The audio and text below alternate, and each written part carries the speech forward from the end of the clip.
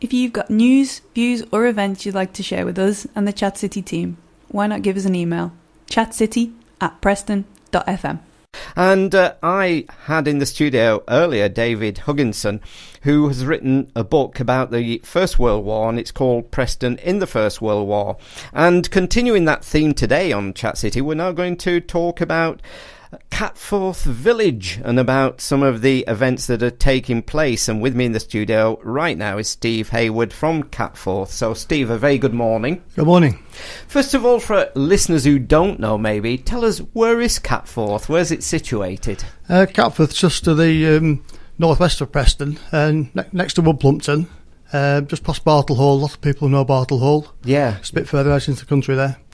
So a very active community out there? Yeah, the village hall's been there since 1920. It's well used by the community. It is a community facility rather than a social club. So, the clubs use it. The Whiston Dominoes, the bowling green, it's a very active bowling club.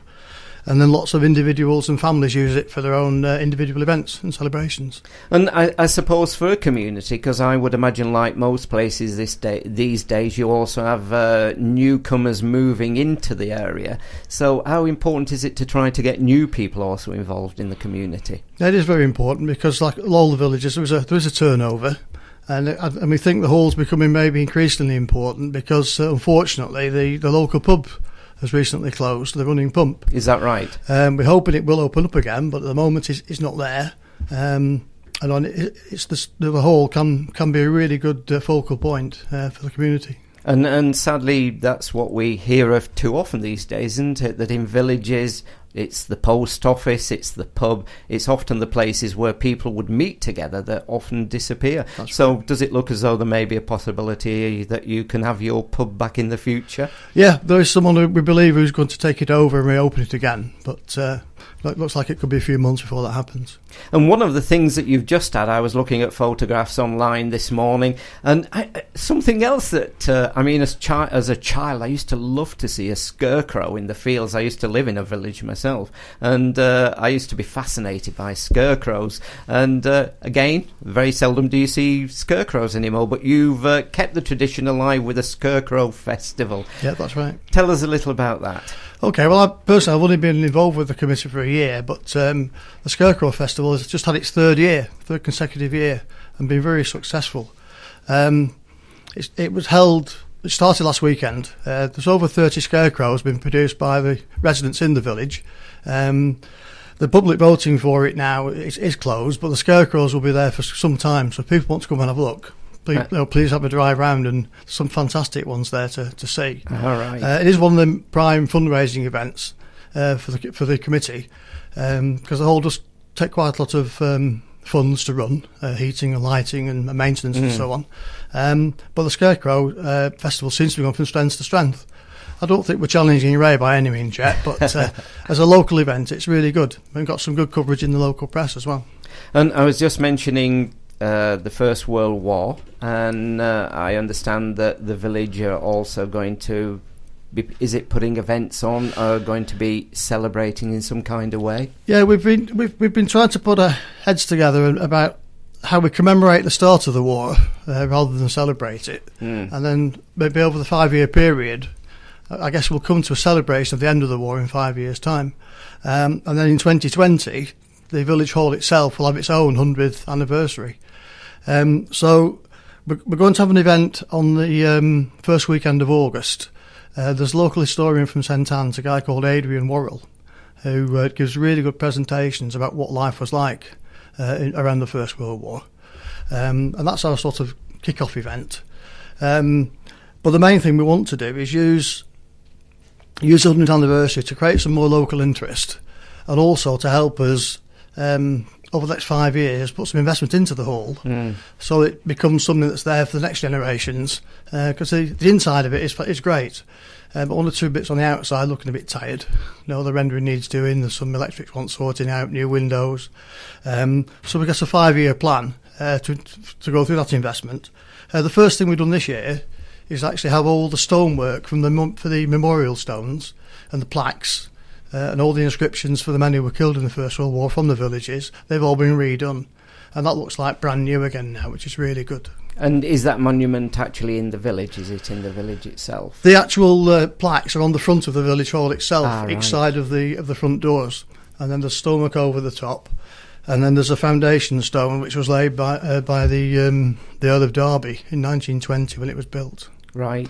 And I understand there was a decision taken, or is it recently or some time ago, about the flag also being at half-mast too? Oh yeah, one of the traditions in the village hall is if anyone in the village unfortunately does die, then there's a tradition that the flag around the hall is always hoisted at half-mast in respect for the people of the village. Right.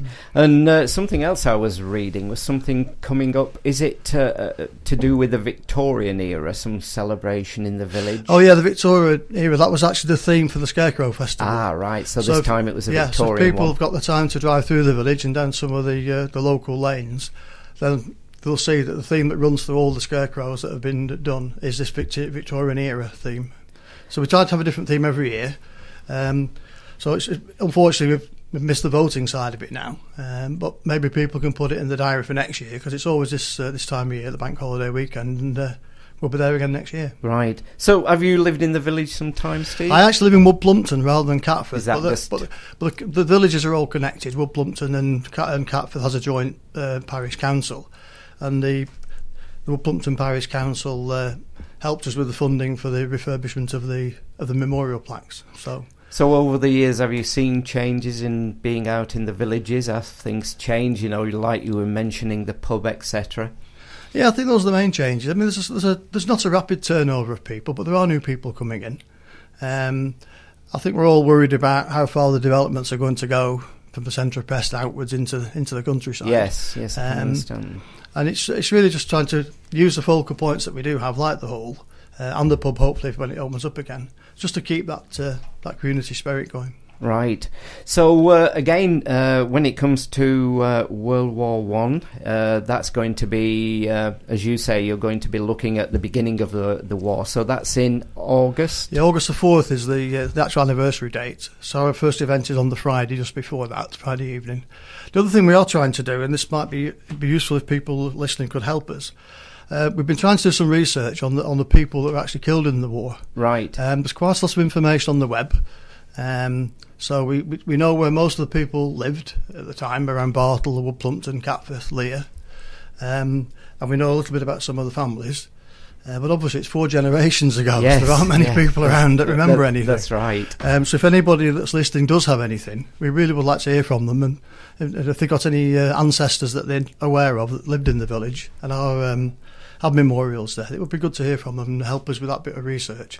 Because we want to try and create a bit of a pen picture of those people, just to remember them, really. Yes, yeah. Where could people then find out more and make contact about anything like that? Well, there's 2 ways to contact us. One is we have a website, www.catfordvillagehall.co.uk. That's fairly straightforward, and all the contacts are in there, and people want to book the hall. There's a booking diary in there as well. And also we have an email address, catfordvillagehall@gmail.com. So either of those 2 ways will get to us. Really and good. on the plaques that you've got on the that you've got out there in the village, how many names are listed? About 20. About 20. Yeah. And are the names where there are generations still within the villages? We think there are 1 or 2 people that we think are in the village, but we don't know them all. We don't actually know exactly what connection to the individuals they are, because they could be great uncles, yes, or great grandfathers, depending on how many of the guys. Because some of the guys that were killed were married, so their families will have That's right, descendants in the village. Yeah, and presumably lots of them would have been young men from the villages that would have gone off to war. Oh yeah. Yeah, the youngest were probably, I think the youngest was about 18 or 19, and the eldest was getting into the late 30s. So it's quite a spread. Even though there was only 20, there's quite a spread of ages, and so some were married with families, and some came back, and 3 of them were actually buried in the St Anne's Church in Wood Plumpton. Right. So really is important, isn't it, that the remembrance is there, and particularly the remembrance, as you say, in the villages around that area. Yeah. For these young men and for the generations of families, and important for the younger people who live in the villages to remember. Yeah, I think so, because it is so long ago. It's not in anybody's probably living memory anymore, is it? And it's just a good opportunity to get a focus. We'd like to also, if we can, and I guess this will come towards the end of the 5 years, we'd like to also put a new memorial in, like a small new memorial garden. And we see that as being part of celebrating the end of the war rather than commemorating the beginning, if that makes sense. Yes, yeah, I can. Because the end is more of a celebration than the beginning. That's right. Well, can I thank you for coming in this morning, Steve? And again, if anybody can help with that, with the information that you're looking for them to get in touch with you. But thanks for coming on Chat City this morning. That's Thank a pleasure. you very much. Thank you very much. Thank you. Thanks. Thanks for listening. We hope you've enjoyed the interviews as much as we have. Why not give us a tweet at Chat City PFM?